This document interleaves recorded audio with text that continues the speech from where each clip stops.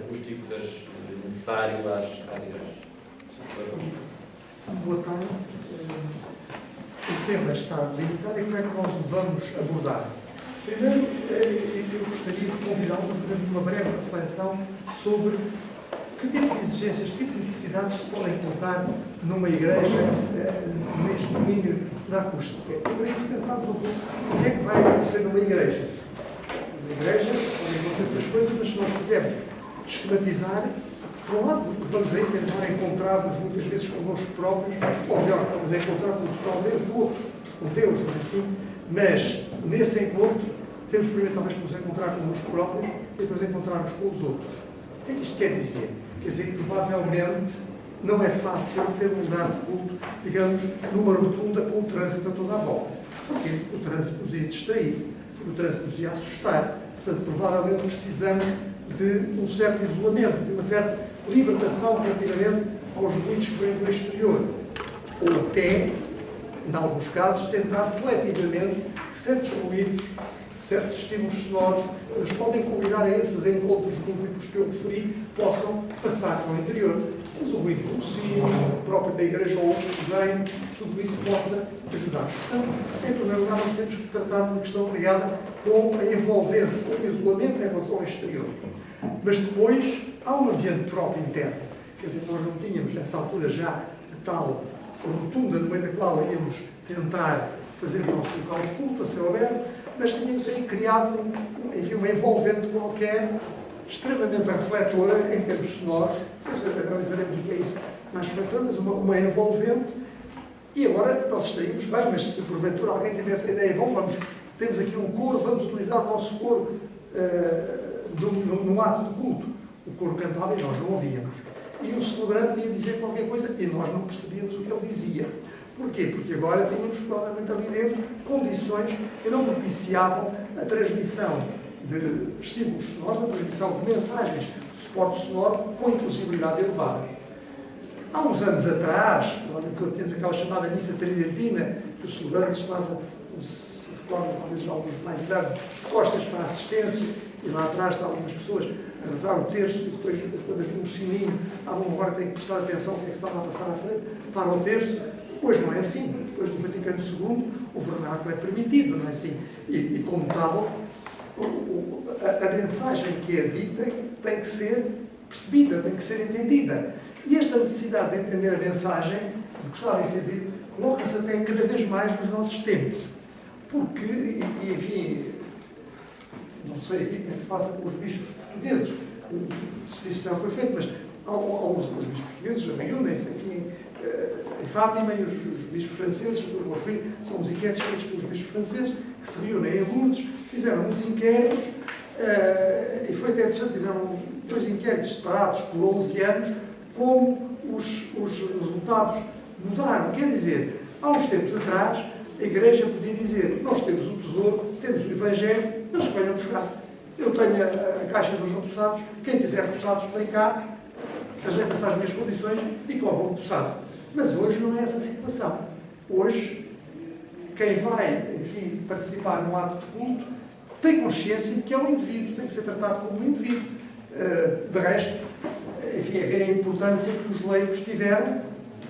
Se tivermos presente a Constituição dogmática Lumen Gentium do Vaticano II, ela tem todo um capítulo 4º, dedicado aos leigos e até colocado à frente todos os capítulos ligados aos religiosos.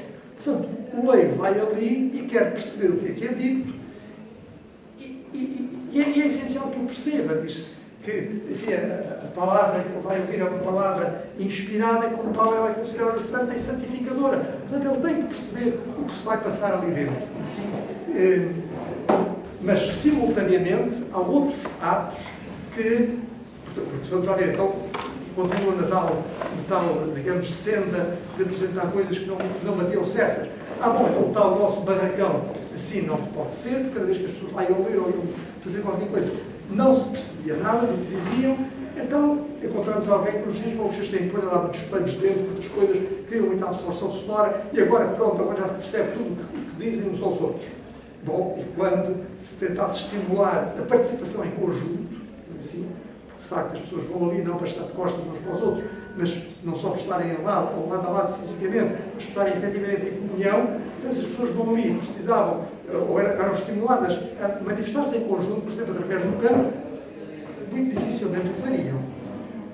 Muitos de nós não cantamos bem, estou a falar por mim, não cantamos bem, mas na nossa casa onde é que às vezes temos mais vontade de cantar? Qual é o... Na casa de banho. Exatamente, disse muito bem. E porquê na casa de banho? Porque a casa de banho tem uma reverberação um pouco maior, um pouco mais viva. Porque se a pessoa estiver a cantar no seu quarto, tem todos aqueles planejamentos, é a desgraça sobre desgraça. Tem má voz e aqui isto sai completamente apagado. Na casa de banho, portanto, então a certa altura diz assim, então em que é que ficamos quanto à igreja? Por um lado querem que se perceba o que eu lá vou dizer e, portanto, disseram que pomos muitos panos. Vamos dizer, isto era, enfim, o drama do parque, lá no sítio. Pusemos muitos panos. Agora dizem que a igreja não está acusticamente viva e para cantar não tem gosto nenhum. Pois é necessário conseguir as duas coisas. Quer dizer, temos aqui, de certa medida, um paradoxo para resolver. Porque, na verdade, para termos uma inteligibilidade elevada, nós temos que baixar a reverberação, mas depois definir fisicamente com precisão que temos que baixar a reverberação do espaço, mas pelo qual interessa que ele tenha alguma vida, justamente para criar este estímulo, esta vontade de participar, esta vontade de estar em conjunto, esta vontade de cantar, digamos assim, neste caso. Isso vai implicar determinadas coisas, nomeadamente vai implicar, na maior parte dos casos, quase que uma exigência daquilo que podemos chamar de um certo condicionamento ativo, quer dizer, recorrer a sistemas que vão fazer a amplificação. Porque, é claro, há início também havia muitas maneiras de fazer isso. Olha, cada um leva uns auscultadores, ouve o que diz o Papa, depois o que diz o Padre, tira os auscultadores e ouve o canto, mas nada disso, isso eram tudo disparados. Portanto, eu falei já numa grandeza reverberação e vamos começar por defini-la, para ficarmos bem com uma ideia do que ela é. Eu podia dizer uma coisa aos que vão ter a gentileza e vontade de ouvir, quando eu tiver a dizer coisas que eu tenho perfeitamente o vosso conhecimento, digo, olha, essa não, do cenário, essa está perfeitamente conhecida. Mas, não disseram nada da relação, então vou dizer. Se eu tiver aqui um eixo, como tenho aqui o variável tempo, e tiver aqui uma intensidade sonora, não estamos agora a ligar muito com o que isso quer dizer, e imaginem que eu tenho um estímulo que mantém com uma intensidade sonora praticamente constante. É uma fonte que está a emitir esse estímulo. Por exemplo, lá no tal igreja hipotética que nós fomos criando a imaginação, punhamos lá uma fonte sonora que estava a emitir e aquilo, se estivéssemos a medir com o microfone, a certa altura víamos que estava num nível praticamente constante. E num determinado instante, eu vou designar aqui por T0, cortávamos a emissão. Portanto, acabava a emissão. Como sabemos, o som não se extinguia imediatamente. O som ia perdurar um certo tempo. Ia diminuir. Ia perdurar porquê? Quando nós temos uma fonte sonora que está a emitir num determinado espaço, imaginem que é o altifalante o que é que faz? Tem um cone, qualquer coisa que vai pondo o ar em vibração. E, como tanto, se agora arranjarmos um modelo biológico do ar, em que admitamos que ele é constituído por várias partículas que têm pouco ligações elásticas entre elas, se eu começar por várias partículas, por aqui fora, com bolinhas a ligar umas às outras, se eu puser elas em movimento, esse movimento vai se propagando. E se eu deixar de produzir aqui esse movimento, algumas que estavam a vibrar não ficaram nada a vibrar. Quando é que elas param de vibrar? Param quando toda aquela energia mecânica que decidiu fornecer se for dissipar. A energia não desaparece. Ela vai se transformar noutra forma de energia. A forma mais degradada de energia, onde tudo acaba, é na energia térmica. Portanto, isto vai se transformar em energia térmica. Daí que tenha uma descida deste tipo. Ora bem, se eu admitir aqui uma descida de um determinado valor, de 60 decibel, depois vamos tentar dizer o que é decibel, se os senhores não tiverem isso bem presente, e então este intervalo de tempo que decorria entre o instante em que eu cortei a fonte e o instante em que o nível sonoro no seu interior se reduziu de 60 decibel, isto aqui é o tempo da reverberação, que eu vou chamar aqui T índice R. 60 decibel é muito, mesmo sem estarmos muito bem a ver o que é isso do decibel, é uma variação imensa. Mas então, porque é que foram fazer uma definição desta forma? Bom, foi-se definir desta forma, muitas vezes as coisas do nosso viver têm raiz histórica. Foi-se definir desta forma porque a primeira pessoa que fez estudos nesta área foi um senhor de nome Sabine.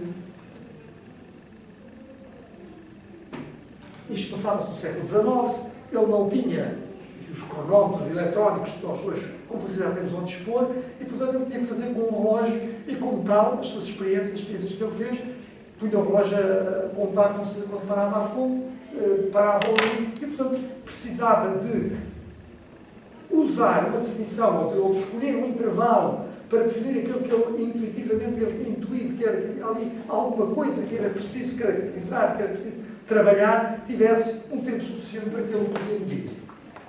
Então, e hoje? Bom, hoje temos capacidade para medir com toda a facilidade intervalos de tempo pequeníssimos, não é assim? E se este 60 decibel pode dizer, porquê é que você disse que 60 decibel é muito grande? Bom, porque reparem uma coisa, se eu tivesse uma tal igreja, criava lá os 60 decibel e depois esperava que tudo aquilo baixasse até os tais 60 decibel, podia-se perguntar, mas qual é o interesse disso? Quando alguém está aqui a falar, estou a ser confuso, peço desculpa, vou ver se consigo clarificar mais. Quando alguém está a falar, quando alguém está a emitir sinais sonoros, o que eu estou agora aqui a fazer convosco, e reparem que eu faço alguns silêncios, faço outras vezes mais intensidade. Se eu estivesse a fazer um relato que fosse qualquer tema um pouco mais apaixonante para nós todos, digamos assim, se calhar falar da crise ou do futebol, ou da crise do futebol, da crise ou da crise do futebol, provavelmente a certa altura estava a gritar um pouco mais e depois a baixar. Mas todas estas variações não iam além de uns 10, 20 decibel. E então é caso para dizer porque é que você vem por aqui abaixo, se efetivamente a gama que vai interessar é esta, lá assim com uns 20 decibel.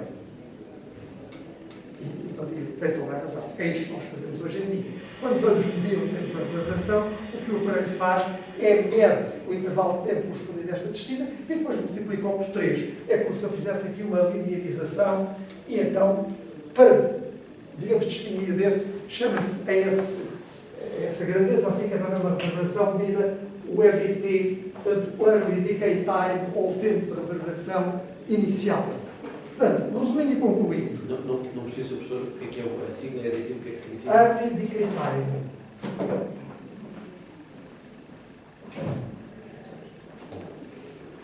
O tempo inicial de decaimento. Portanto, Uma pergunta só para nós termos uma noção de leis. O seu professor, a intensidade que está a falar, o seu ponto máximo, quantos decibel é que seriam? Só para ter uma ideia. Bem, quando eu estou aqui a falar, provavelmente são uns 70 decibel. Eu tenho aqui a uma certa distância e provavelmente os senhores dos vossos ouvintes estão à volta de 60. Não é assim? Portanto, estão a ver. Se eu tivesse calasse, se a pessoa estivesse a medir isto, eu tenho que gritar muito mais, porque isso só desceu 10 decibel. Então, bom, dá um belo berro. Agora você chegou aos 80, agora desceu apenas 20. Vocês estão a ver. E então, saí esta conclusão, mas para que é que me faz falta estar a ver o que é que acontece quando há uma descida de 60? Essa é a definição. Mas em termos práticos, aquilo que nos interessa são o que acontece nestes primeiros instantes de descida. Mas estamos a embarcar aqui um bocadinho e eu queria, se me permitem, fazer um pequeno ponto. Portanto, nós começámos a criar um cenário quase hipotético de estarmos a caminhar por tentativa de criar um espaço que fosse propício àquela atividade de nos encontrarmos, de refletirmos, de orarmos em conjunto, de adorarmos em conjunto, e chegámos à conclusão que tínhamos que fazer duas coisas. Uma era isolar em relação ao exterior, portanto, isolamento, e a outra era a reverberação. E depois da reverberação, que era talvez, pareceu um pouco mais exótico, o termo um pouco mais talvez diferente daquele que é o nosso vocabulário dia a dia, eu avancei um bocadinho para definir como é que se define tempo de reverberação, portanto, com aquela descida de 60 decibel. Agora, quando se faz uma determinação, ou para certas utilizações um pouco mais finas, nós não nos vamos estar a servir o tempo de reverberação, mas vamos servir-nos aqui dentro. E isso porquê? Porque imaginem os senhores que nós tínhamos um espaço onde acontecia isto. O tempo estava assim e depois isto descia assim e começava a fazer assim. Portanto, já a certa altura o tempo de reverberação seria muito elevado, mas o early decay time era muito baixo. E toda a utilização que nós tínhamos, em princípio, se passava assim. Porque isto que eu aqui pus, esta descida, digamos assim, em termos, tendendo assintoticamente aqui para este eixo, esta descida é uma descida, digamos, ideal, que não acontece. Poder-se a dizer, mas então, que espaço era este tão esquisito que acontece isto assim? Bom, é que eu há pouco disse-vos que tentassem olhar um espaço isto é um parênteses, tentar olhar aqui o espaço, as suas partículas de ar, como se fossem várias esferazinhas ligadas umas às outras por molas, e eu abanava e todas elas abanavam e outras ficam de fora. Mas agora olhemos isto de outra forma, que é este espaço, quando tiver aqui o fluxo solar a emitir, vão-se criar aqui sistemas próprios de reverberação. Quer dizer, este espaço tem os seus modos próprios. Toda esta noção de modos próprios a temos. Se eu tiver aqui uma corda de um instrumento, de um cordofone qualquer, por exemplo, uma segunda corda de um violino, eu toco e se ela estiver na tensão adequada, ela vai emitir um lá, chamado lá 3, 440 Hz. É isto que ela faz. Tem um modo próprio de vibração, porque ela é uma linha. Mas se eu tiver não uma linha, mas tiver uma superfície, essa já tem muito mais modos próprios de vibração. Talvez já muitos de vós, ou quase todos, tenham visto aquelas experiências de que é ter uma lâmina qualquer, polvilhá-la com um pó. Muitas vezes usava-se com o pódio, quase como quem está à procura de ver impressões digitais, e depois bater nessa peçazinha. E o que é que se nota? Nota-se às vezes que formam-se assim figuras curiosas de amontoado de pó para amontoado, controlado, etc. Quer dizer, aquilo que é uma chapa, ela tem maneira de oscilar assim, e se deu-se um ponto de frequência mais baixo, mas também é capaz de oscilar assim, também é capaz de oscilar de outras formas, não sei se estou a dar ideia. Quer dizer, e até a certa altura, aqui uma parte, pode ela estar a oscilar assim, e outra ali, e outra ali. Mas eu não vejo isso, mas não vê. As amplitudes são pequenas. E quanto mais elevada for a frequência do modo próprio, cada vez é mais baixa a amplitude. Portanto, se eu tivesse olhos que me permitissem ver o que se passa quando o ar de uma sala entrava em movimento, e vamos admitir que era uma sala com uma geometria muito mais simples do que esta, era simplesmente um paralelepípedo, nós provavelmente veríamos ondas sonoras que faziam isto. Iam para cá, faziam assim, outras faziam isto, outras faziam isto, outras provavelmente faziam assim, refletiam-se ali, refletiam ali, refletiam ali, e isto eram vários sistemas misturados, todos criavam quase que uma homogeneidade. Nós não dávamos por esses modos próprios, na generalidade dos casos não damos, ainda bem, porque senão a acústica dos espaços, depende dos espaços, não damos porque são muitos. No entanto, se formos talvez por um grande espaço, já estou a falar de igrejas, uma grande nave, e se puséssemos lá uma fonte sonora e nós fôssemos andando devagarinho, e esses chegássemos a um sítio onde não víamos, parecia que o som estava mais intenso, depois tornava-se mais baixo. Outro exemplo ainda, porque é que hoje, quando alguém faz as suas homilias, faz com o microfone em frente, mas no passado, como é que os pregadores faziam? Recordam-se? Os pregadores punham-se num sítio que tinham uma espécie de envolvente qualquer assim por cima dele, ou então, se alguém não tiver um púlpito desses e quiser falar, eu poderia falar muitas vezes no meio, mas se for um bocadinho mais espertinho para mim, põe-me a falar aqui. Nessa altura, mas era qualquer que a parede e para isso está a refletir o som do outro ali. E se eu me pusesse a um canto, ainda melhor, estava a refletir o sim. Outra maneira de interpretar isto é justamente dizer, quando ele se põe aqui, ele põe-se num sítio onde alguns modos próprios têm os seus máximos. Portanto, ele põe-se no sítio do máximo desse modo próprio. E se puser nos vértices ou nos cantos, aí é que mais modos próprios têm mais modos próprios e que têm os seus ventes, os seus pontos máximos. Portanto, esta é outra concepção popular que podemos ter para a sala. E porquê é que eu chamei isto aqui? Chamei com isto. Porque isto que aqui está, corresponde a certos pontos próprios, podiam atenuar-se muito rapidamente. E outros não. Portanto, imaginem uma sala que tinha assim este feitio quase de corredor, mas em que, até um tempo mais baixo, em que esta superfície e esta eram absorções sonoras, em que esta e esta eram ser absorções, mas estas não eram. Este ponto e aquele ponto não era. Então, quer dizer, as ondas sonoras que faziam isto, que iam daqui para lá, depois vinham para cá, eram pouco atenuadas. Estas que faziam assim eram muito atenuadas. Portanto, só neste conjunto destes 4 módulos, quais é que vos parece que teriam uma frequência mais baixa? As frequências mais baixas seriam estas assim porque ela tinha aqui um máximo onde se refletia, tinha o outro lá longe, porque tinha um comprimento de onda bastante maior, quer dizer, ia ter um tempo de reverberação que, para as baixas frequências, prosseguia, mas para as frequências mais elevadas, atenuava rapidamente. E isso podia aparecer. Desculpe, essa relação entre amplitude e frequência, eu não estou conseguindo. Sim. Então vamos pensar aqui na corda, que é mais fácil de ver. Imaginemos uma corda que está fixada aqui e aqui. Bom, aqui, este ponto é sempre um ponto de amplitude zero, então está amarrado. E aqui assim temos no meio um que é de amplitude máxima, portanto é um vento. E este comprimento que está aqui, que é a distância entre dois nodos, no sistema de onda estacionário, dá meio comprimento de onda. Portanto, se for L o comprimento da corda, nós temos que lambda sobre 2, comprimento de onda é igual a L. Mas a corda também vai fazer assim. Esta condição é que tem que ser sempre cumprida. Aqui é sempre amplitude zero, mas ela também se forma assim. A pessoa pode dizer, mas aqui o problema para a corda não consigo ver isto. Mas não, porque essas amplitudes já são muito mais pequeninas. Só que nesta, se tiver aqui assim um nó, o outro está aqui, e portanto, como havia aqui assim 3, nesta altura, esta distância aqui já era L sobre 3. Portanto, eu já teria lambda sobre 2, lambda, deixa eu ver aqui lambda 1, comprimento de onda de 1, este é o comprimento de onda 2, é igual a L sobre 3.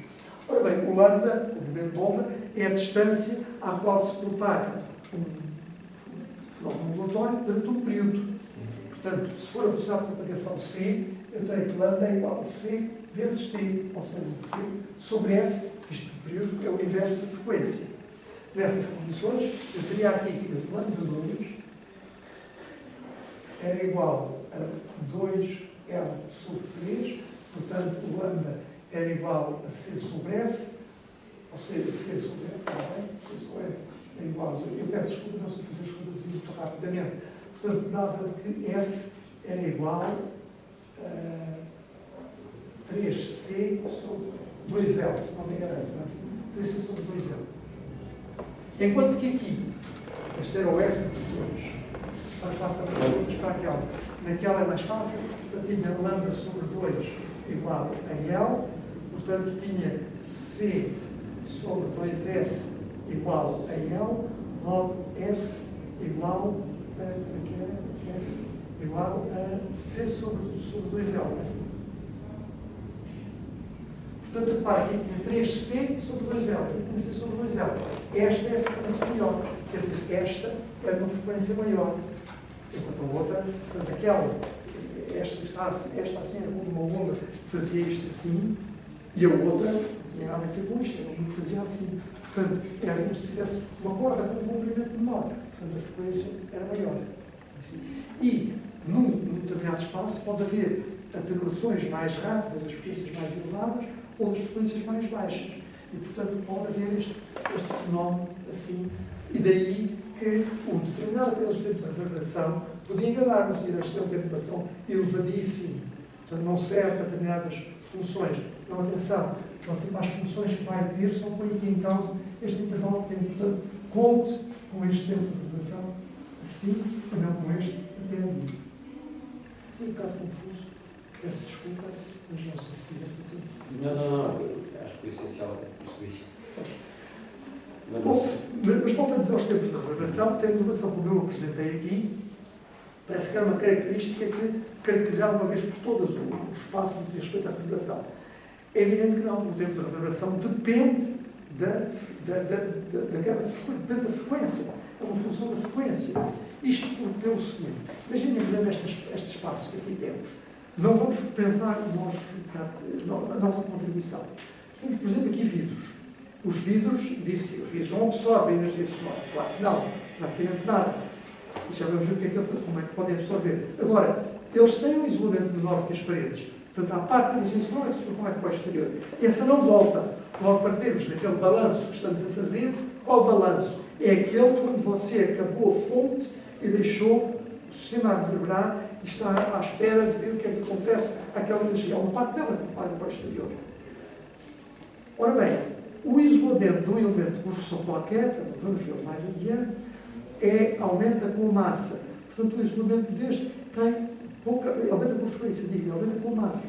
Este, como tem uma pequena massa, ele vai permitir que frequências elevadas se propaguem para frequências baixas, se propaguem para o exterior e no interior ficam apenas as frequências mais elevadas.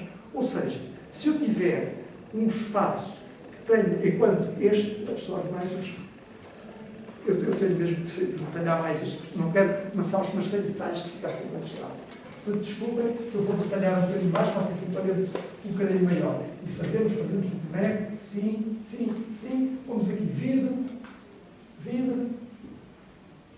assim pomos um absortor que é muito abastado. Este material é absorção sonora. Foi por isso que cá o puseram. Porquê é que ele funciona como absorção sonora? Imaginem a cortiça. Eu posso, digamos, modular a cortiça desta forma. Uma superfície onde há aqui vários porozinhos. Os porozinhos que ela tem não são assim tão certos. Está bem, isto tem tido um modelo. E aqui no meio há um material quase estilo uma lenha, uma madeira. Agora vejamos, quando as ondas sonoras aqui incidem, o que é que acontece a estar aqui dentro destes porozinhos? É posto em vibração. O ar, quando nós, enfim, nos movemos aqui, não apresenta praticamente viscosidade, porque está liberto. Agora, aqui que está confinado, este ar vai apresentar viscosidade. E ademais vai haver atrito quando ele vibrar aqui. Então vão aparecer aqui forças de atrito e de viscosidade, vão dar lugar à energia térmica que se liberta. Portanto, isto funciona como absorção. Muito bem, funciona como absorção. Agora, como é que variará a frequência, como é que variará a absorção proporcionada com a frequência?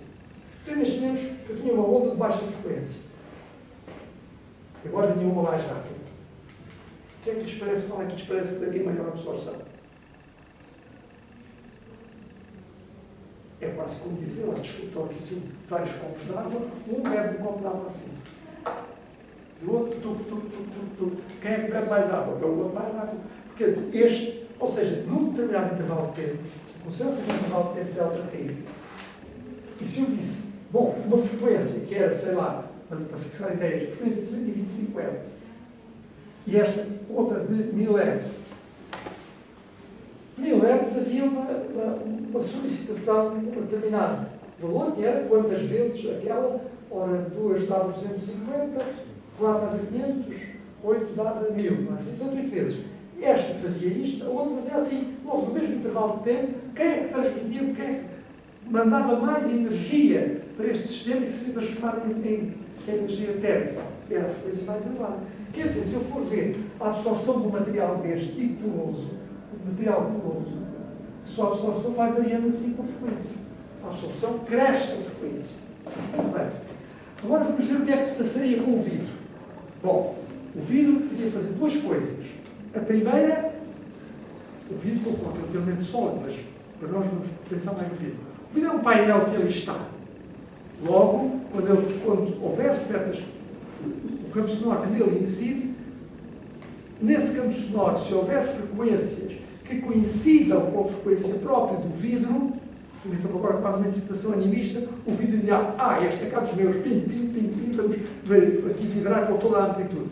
E se ele vai vibrar com toda a amplitude, a solicitação nos encastramentos dele é aí mais, digamos, vai ter que se fazer mais sentido, vai ser mais solicitada, como tal, para essa frequência, ele vai absorver mais energia. Isso com o painel, tanto fazia ali como se estivesse cá dentro, aqui na mesa de vidro. Mas agora este vidro faz outra coisa, permite que a energia sonora se propague para o exterior. E como é que a energia sonora se propaga para o exterior? A luz, vemos nós como é que é, a luz incide ali no vidro e quase que nem, e propaga-se para dentro quase sem alterações. É tão pouco alterada que nós às vezes, certos vidros, temos que pôr lá um boneco qualquer, senão vão desmarrar os vidros. Os nossos olhos são enganados. E, digamos, a luz, na mesma situação animista, também diz, que alegria, isto aqui é toda a mesma atmosfera, propaga-se cá para dentro. O som não é assim. O som é uma informação mecânica, a coisa que está em causa é a impedância mecânica daquele sistema. E, portanto, aquele sistema não tem ar, logo tem uma impedância mecânica muito diferente do meio. Coisa, agora permitam parentes, que este aqui não tinha. Quer dizer, se eu continuasse com a interpretação animista, a onda sonora que incidisse ali, dizia, a preta e tal, mas tem muitos buraquinhos, vamos continuar a entrar. E depois era absorvida, era aqui apanhada desta forma. Isto é tanto assim que não sei se já tiveram a oportunidade de visitar alguma câmara anecoica. São câmaras onde se tenta fazer uma absorção muito grande para simular o ar livre. E essas câmaras, o que elas têm, não vamos pôr cortiça assim na câmara, se tivéssemos pôr cortiça, punhamos umas coisas desta forma, umas pirâmides. E agora, aqui a interpretação animista da onda sonora ainda é melhor. A onda sonora vinha aqui, isto é só. E continuava sempre a toda aqui apanhada nesta armadilha, estava absorvida a sua energia. Portanto, o material de absorção sonora Aquele não, aquele tem uma impedância completamente diferente. Impedância sendo, pode ser inércia, qualquer coisa semelhante a isso? Sim, vou dar a expressão da impedância. A impedância é um operador que se define, como não diz, impedância, impede. Nós quase podemos dizer, duas pessoas que se casam e vivem felizes, mas elas eram tão diferentes, um era assim, o outro era assado, não vivem felizes. A gente podia dizer, em termos daqui a pouco falava com o professor de análise de sistemas, dizia que não, a impedância de saída de um equivale à impedância de entrada do outro. Quer dizer, um gosta muito de falar de futebol, outro gosta muito de ouvir de futebol. Um gosta muito de falar do autor do iluminismo, e outro gosta muito de ouvir o iluminismo. Então eles estão sempre bem. Portanto, a impedância é assim, quer dizer, se eu tiver aqui um sistema, imagina que tem um sistema e tem aqui duas entradas. Essa central pode ser o nosso radiador, que está aqui a aquecer. Se eu lhe aplicar aqui uma determinada tensão elétrica, e é isso que a rede está a fazer, ele vai admitir uma determinada corrente I. Ele admite uma corrente, se fosse outro sistema, admitir outra corrente diferente. Então o que é que faz que um admita uma corrente e outro admita outra corrente diferente? É as impedâncias dele. E por isso define a impedância normalmente a letra Z como sendo um V sobre um I, não o V assim, mas um V que eu vou pôr assim, uma setazinha mais relativo. Porque para dizer isto é a impedância complexa da tensão, impedância complexa da corrente, e isto é uma grandeza vetorial que aqui está. Impedância é uma grandeza vetorial. Podemos ir por aí embaixo, mas a certa altura eu vou, não quiser, eu também vou. É o que impede de ter choques elétricos. Como desculpa? É o que impede de ter choques. Claro, quando a senhora vai mexer num fio elétrico, se quiser fazer isso e não se quiser solicitar ao magoar, normalmente faz isso com uma coisa de vidro. Porque o vidro tem uma impedância muito elevada, chamamos assim, portanto a corrente passará através do vidro e para mim é muito pequena. Se for outro vidro aqui e for lá com um arame, as coisas passam-se diferentemente.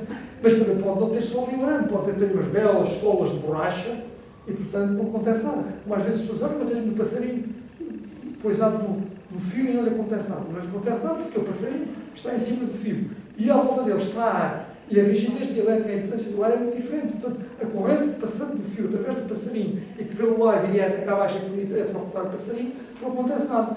Agora, se o passarinho tiver um mau senso, pôr o pé num fio, outro pé no outro, ou o pé no fio, outro pé na parede, já vai ver o que é que acontece. Assim, desaparece imediatamente.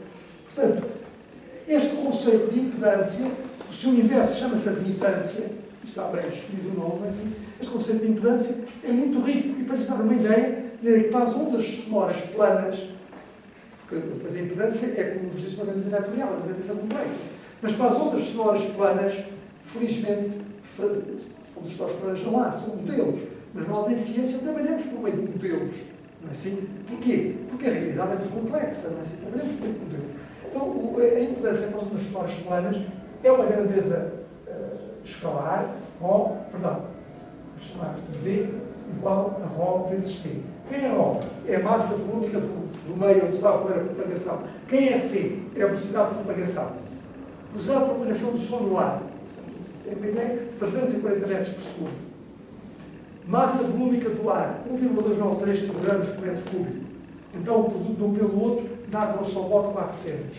Portanto, para o ar, a impedância é igual a 400. Agora vamos ver para o vidro. Que é um dos planos. Qual é a massa do vidro? A massa volúmica do vidro? Isso, os meus arquitetos têm de saber. À volta dos 2.500 kg por metro cúbico. Anda tudo por lá, é o betão, é o vidro, as rochas também à volta dos 2.000, 2.500, tudo 2.500. Então nós já tínhamos para o vidro, tínhamos aqui assim Rho igual a massa volúmica 2.500. Velocidade de propagação do som no vidro. O que é que lhes parece? Que será mais baixa ou mais elevada que do ar?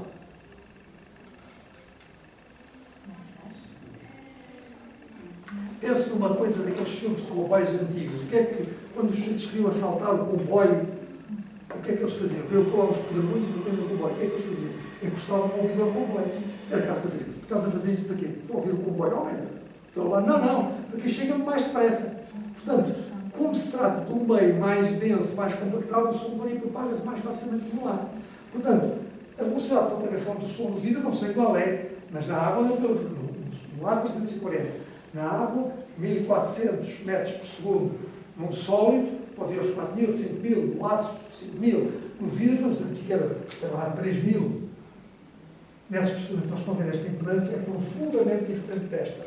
Portanto, a onda sonora, que aqui na cortiça ela dizia, isto, porque a cortiça, massa volúmica da cortiça, logo nos 70, 80, 100 kg por metro cúbico, a velocidade de propagação do som da cortiça não é com 350 metros por segundo, é um bocadinho mais, mas também um pouco mais. Mas isso já está bastante diferente deste. Pois dá, mas não tão diferente como isso, até porque dentro desta cortiça há muito ar. Não é assim? Voltando àquele conceito da militância, era quase como chegar a uma sala e dizer: ei, tantos portugueses, que alegria, vamos para aqui fora, tantos portugueses. Sabe, a turma chegava mais a dizer: olha, eles não estão presos, tu também já cá ficas preso, que isto não é o que tu pensas, isto aqui é outra coisa. Assim, portanto, eu fui enganado pela militância inicial, aquele aspecto. Portanto, a onda sonora diz: olha, que alegria, vamos para aqui fora. Mas a sua energia é retirada ali. Mas esta não, quando ela chega ao ouvido, diz: não. Aqui a gente não passa, eu não vou nada, nem posso mergulhar no vidro, sou refletida. Então pergunta-se, como é que afinal a onda sonora passa lá para fora? Porque não há dúvida que se eu começar aqui a emitir uma onda sonora forte, quem está ali fora diz: estou a perceber tudo o que você diz, até posso falar consigo, boca a gritar, mas posso falar consigo. Essa propagação, quer ali, quer na parede, quer onde for, acontece porque a onda sonora vai estabelecer uma certa oscilação do vidro. Se não reparem, imaginemos que eu tenho aqui assim um espaço, eu tenho aqui um elemento que estou interessado, que é o vidro. Aqui, pressão é que eu cá tenho. Tenho a pressão atmosférica, que vou chamar inicial. E no exterior, a mesma, inicial. Tenho certeza que a pressão atmosférica lá fora é a mesma cá dentro, por isso é que nós nos sentimos bem. Porque se cá tivéssemos uma pressão maior, precisava sentir dor de cabeça, coisas desse género, etc. Agora, quando alguém fala, aí ele estabelece mais uma outra pressãozinha pequenina, que é a pressão sonora. É pequeníssima, é mínima. Pois é, mas há aqui uma diferença de pressão. Logo, aqui o esforço exercido é maior do que lá fora. Portanto, isto vai ser posto em movimento. E vai, de alguma forma, quase como seja uma membrana gigantesca de um microfone enorme, reproduzir o sinal assim. E ela vai pôr em movimento o ar lá fora. E esse ar vai transmitir essa onda.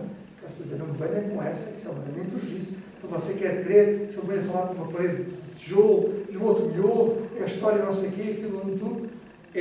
Nós temos um ouvido com uma sensibilidade extraordinária. A sensibilidade do nosso ouvido é extraordinária.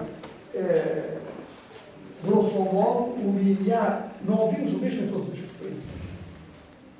Já vamos ver porque é que é isso, graças a Deus que assim é. Mas para aquelas onde temos maior sensibilidade, a nossa audição, a nossa potência de pressão, anda para uns 20 micropascal. Pascal não dá pressão, mas 5 litros por metro quadrado, 20 micropascal. Quer dizer, temos uma audição extraordinariamente aguda, extraordinariamente sensível.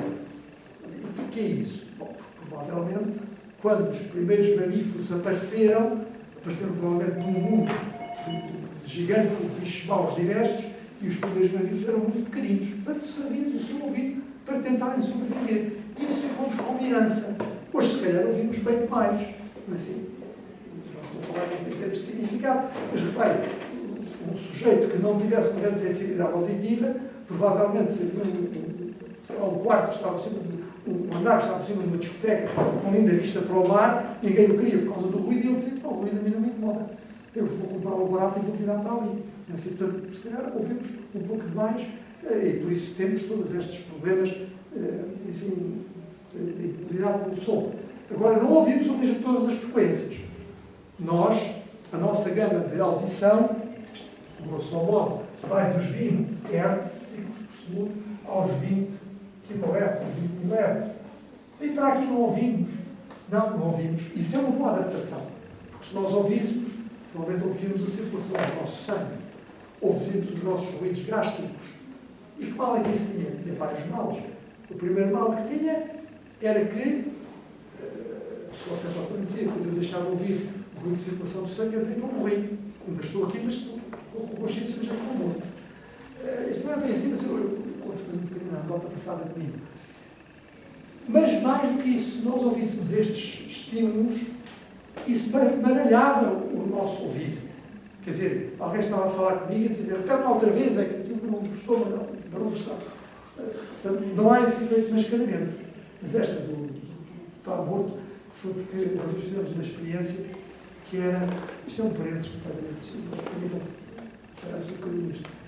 Era quando há um estímulo sonoro, se esse estímulo traduz uma alerta, o nosso sistema muscular responde com impulsos elétricos dentro dele. Não é assim? E então, para vermos qual era o tempo de atraso, fez-se uma experiência que era: um sujeito estava de costas por uma porta, tinha uma braçadeira daquelas que se usam para medir pressão arterial, ou para obter um eletrocardiograma, portanto, detectava estímulos elétricos, e chegavam por fora, davam um tiro de pistola, e portanto ele via-se qual era o tempo que aquilo levava a reagir. E quem se pôs com essa braçadeira fui eu. Eu estava a olhar para um ecrã e via aí os impulsos correspondentes aos meus batimentos cardíacos. Eu depois fui assim muito sossegadinho e eles eram cada vez mais baixinhos. E a certa altura disse: quando eu olhar a linha, eu estou morto. Não é assim? Estou aqui a fazer a experiência. E tive que tirar aquilo, porque aquilo estava a fazer impressões. Nós somos assim, de facto, muito sensíveis. Cai o plano rapidamente e vamos voltar à cena anterior, se não licença. Portanto, estava-lhe a dizer que aquele vidro que ali está absorvia ondas sonoras porque ele entrava em vibração, isso era para uma determinada frequência e deixava propagar algumas para o exterior. Agora é caso para dizer, então deixa passar para o exterior todas da mesma maneira? Não. O ISO, para já, voltando ainda à imagem anterior que eu vos dei, portanto, quando há um campo sonoro, a parede é posta em vibração. Agora pergunta-se: se eu quiser aumentar o isolamento, o que é que eu devo fazer? Aumenta a massa.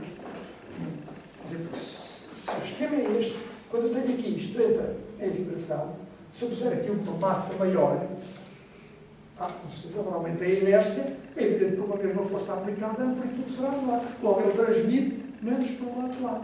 Não é assim? É isso que às vezes é anunciado como chamada lei da massa. Quer dizer, uma maneira de aumentar o isolamento é aumentar a massa.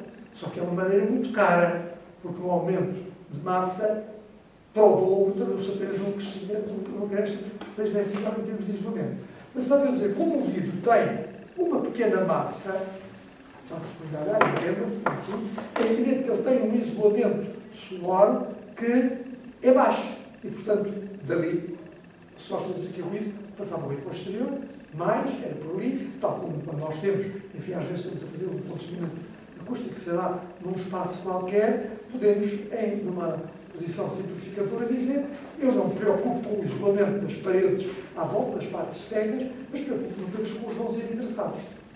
E isso simplifica, mas é uma simplificação legítima, porque os vãos envidraçados quase são eles enfim, a maior via de propagação do som para o interior. Ainda com outra coisa, porque nós, obviamente, somos uma totalidade complexa, é que se o vidro, para lá dizer a tese, assim, se o vidro é essa janela é aquele veículo que eu tenho de diálogo com o exterior, eu estou a ver o exterior, então ali é que eu estou apto a receber e dizer: pois é, mas está a vir ruído abaixo, muito móvel, qualquer coisa desse género, e a necessidade muito premente, tem que se ter cuidado com esse isolamento.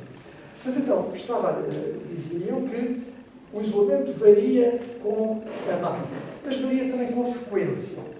Quer dizer, se eu tiver uma parede, portanto, se eu tiver várias paredes de massas diferentes, as que têm maior massa são mais isoladas, em princípio. Se eu tiver uma mesma parede e for por várias frequências, o isolamento aumenta com a frequência. Portanto, frequências muito elevadas. Quer dizer, este vidro, se dissessem como isolamento é uma desgraça, o som passa todo para o exterior, e não, passa para o exterior as baixas frequências. As altas não passam, porque, bem, eu já as isolo. Então, reparem aquilo que eu há pouco estava a dizer. Se eu tiver um espaço, ou que estava a tentar dizer, se tiver um espaço que tenha grandes janelas, provavelmente a existência de grandes janelas vai dar absorções, propagações para o exterior, elevadas nas baixas frequências, não nas altas. E as altas ficam lá dentro. Agora alguém pode dizer: mas você deve ter esquecido, derrapou completamente, já deixou de pensar nas igrejas. Não. É que em muitos edifícios destinados ao culto se usam grandes janelas. Usamos os vitrais e muitas vezes usam grandes janelas. Então o que é que sucede se tiver grandes janelas? É que, a certa altura, tem uma absorção nas baixas frequências que se propagam para o exterior e ficam lá dentro as frequências elevadas, e essas dão uma reverberação elevada, porque se não tem nada que esteja ali a dissipar aquela energia sonora, vai dar uma reverberação elevada. E ficam aqueles espaços que às vezes a gente parece que são elétricos, quer dizer, qualquer coisinha que se faz, isto se ouve, tic, tic, tic, tic, todas as coisinhas se ouve, a pessoa que avança pelo lado da igreja com os saltos de sapatos, ouve aquilo tudo. Mas se calhar até uma igreja dessas é melhor, uma igreja extremamente fica. Não é. Quer dizer, a gente quando vamos para um sítio qualquer, nós vamos para um sítio qualquer, onde queremos ter repouso, queremos ter tranquilidade, queremos que a reverberação seja maior nas baixas frequências. Quer dizer, que haja uma certa acalmia nessas baixas frequências, nos convidando para uma certa acalmia. Eu lembro uma vez, quando se chama a pergunta. Quando fala de altas frequências e baixas frequências, o que é que isso significa, por exemplo, relativamente à voz humana? Naquele intervalo entre os 20 Hz e os 20 kHz, onde é que está? Vou tentar responder. Os agudos e os baixos. Exatamente. As baixas frequências são chamados graves. As outras são os agudos, as altas frequências. Agora, o que o professor perguntou, eu podia interpretar a sua pergunta de duas maneiras. Uma podia dizer, onde é que está o maior conteúdo energético da voz? Está na baixa frequência. Se eu, por exemplo, estiver a falar assim, até sopro, está tanta energia que nem sinto o sopro. É por isso que às vezes, em frente do microfone, se põe ou um vidro, se parece um cantor a cantar, mas tem uma espécie de vidrinho, para que o sopro não vá para lá. Portanto, isto não há a maior quantidade de energia. Agora, a maior quantidade de informação está, grosso modo, à volta dos 100 Hz. 100 Hz. Para o português, se calhar para muitas das línguas, não pode ser para todas sejam assim, já vou tentar justificar. O português fez, aliás, umas experiências que era, as pessoas estavam numa sala e havia um alto-falante onde de vez em quando eram ditas palavras, ou fonemas, ou frases, e ele tinha que escrever. Porque, reparem, é mais fácil perceber uma frase do que um fonema. Se era uma frase, eu quando sair daqui vou cortar o cabelo, se perguntar o que é que eu disse, você disse quando sair daqui ao barbeiro cortar o cabelo. Não, eu não disse barbeiro. Mas a pessoa meteu lá isso, não é assim, a nossa voz é revoltante, meteu lá isso e percebeu tudo o que eu disse. Agora, se eu tiver assim, simplesmente dizer fonemas, disser nim, nome, tomo, nessa altura é mais difícil entendermos.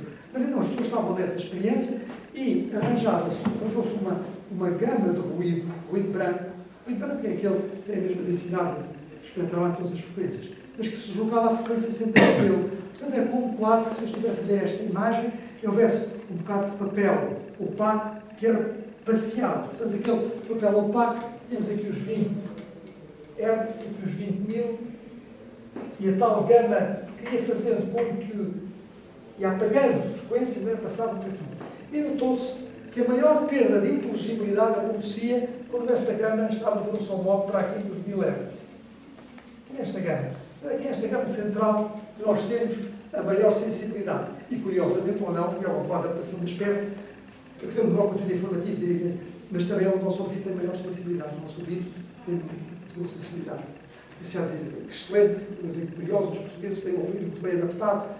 O ouvido dos portugueses é o mesmo dos outros. Agora, daqui num campo, que é um campo já de hipóteses, porque, por exemplo, um povo da montanha, vive na montanha, se eles querem comunicar de uns para os outros, não podem, evidentemente, estar a dizer olha lá, o logo fez ao cinema enquanto as pedido lá embaixo. Não ouvi nada. Tu disseste. Mas se eu disser assim mais devagar, oi, bem-vindo, estou mais ou menos a perceber. Quer dizer, porquê? Porque o ar, a propagação do ar, absorve mais as frequências elevadas. E é grosso modo proporcional ao quadrado da frequência. Isso também é da nossa experiência de todos os dias. Imaginem, por exemplo, que nós estamos numa terra vizinha que estão a deitar foguetes. Se nós não estivermos ao pé, quando deitam o foguete, e o foguete rebenta, vamos ouvir todos aqueles estalinos, assim. Mas se estivermos afastados, o que é que ouvimos? Pum, pum. São a baixa frequência, assim. Reparem, por exemplo, alguns povos de montanha, aqueles instrumentos musicais que eles têm, aqueles grandes tubos, aqueles tubos enormes, assim, instrumentos que já há uma emissão de baixa frequência. Então, para aí não sei dizer porque é que a adaptação lá no ar. No nosso país, aqui, as experiências feitas, mostraram que a maior contribuição estava aqui e é também a zona onde o nosso ouvido tem a maior sensibilidade, porque, por exemplo,